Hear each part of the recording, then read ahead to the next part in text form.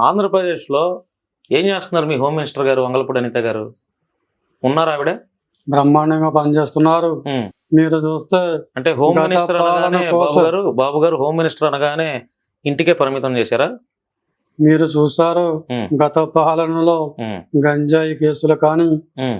అదే మాదిరిగా మీరు చూస్తే హ్మ్. అల్లరి మూకలు కానీ, హ్మ్. ఇంకా మీరు చూస్తే హ్మ్. రౌడీయిజం కానీ హ్మ్. అన్ని రకాలుగా అదుపులో ఉన్నాయి. హ్మ్. రాష్ట్రం హ్మ్. పూర్తి శాంతి భద్రతతో ఉందని చెప్పేసి హ్మ్. మరొకసారి మీ అందరికీ తెలియజేస్తున్నాను. హ్మ్.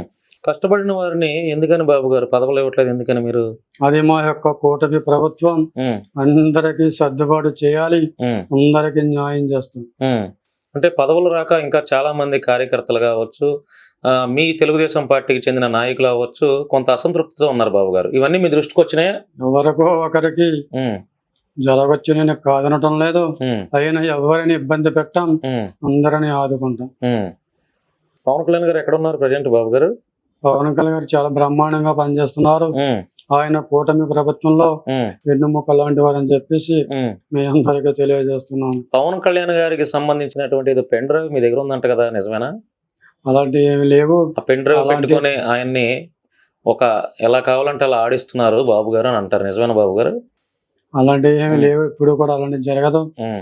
మేమందరం ప్రజల కోసం పనిచేస్తున్నాం. హ్మ్. ప్రజా సంక్షేమమే ధ్యేయంగా హ్మ్. మా కూటమి ప్రభుత్వం పనిచేస్తుంది. హ్మ్.